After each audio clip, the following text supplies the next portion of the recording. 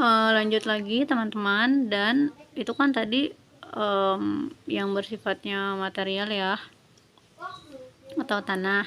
Nah sekarang kalau misalnya seseorang itu ketika di dunia kayak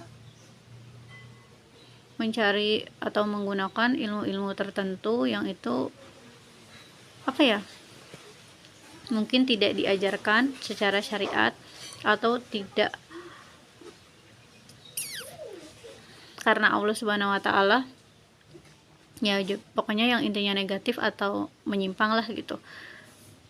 Itu ketika wafat ya ilmu-ilmu tersebut tetap melekat di dalam diri si mayit gitu.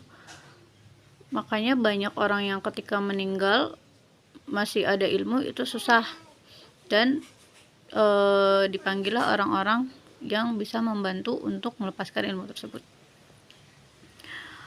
Dan biasanya yang pakai ilmu-ilmu kayak gitu warnanya itu,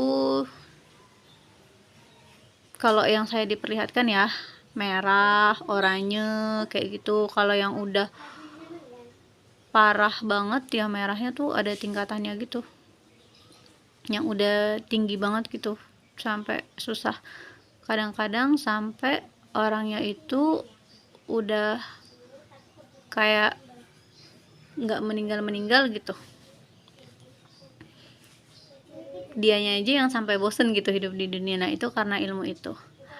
Dan kita juga harus hati-hati ya teman-teman, kalau di Islam itu kita ada yang namanya amal jariah ya, tapi jangan salah, kebalikannya ada dosa jariah, dimana ini salah satu hal yang juga penting yang harus kita perhatikan. Jadi apapun yang kita lakukan di dunia ini itu kalau yang negatif-negatif ya bisa jadi menjadi dosa jariah. Contohnya gini, misalnya ada orang yang mencari uang dengan cara tidak halal ya, menggunakan atau mintanya bukan ke Allah deh, intinya kayak gitu. Ketika mereka wafat, itu belum selesai sampai mereka, anak cucu keturunannya yang ikut menikmati jeripaya mereka itu terus dicari dan dosanya itu juga mengalir kayak gitu. Wallahu a'lam bishawab.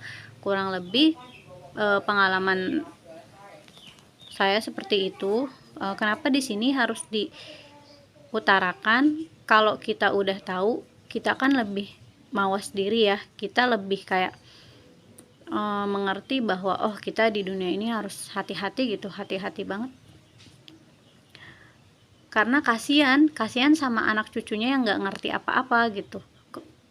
Terus misalnya orang tuanya melakukan hal-hal yang tidak baik turun ke anak cucunya, sedangkan mereka nggak tahu. Seharusnya mungkin kehidupan mereka di dunia baik-baik aja, malah kan sebaliknya. Dan itu nggak bisa diputus.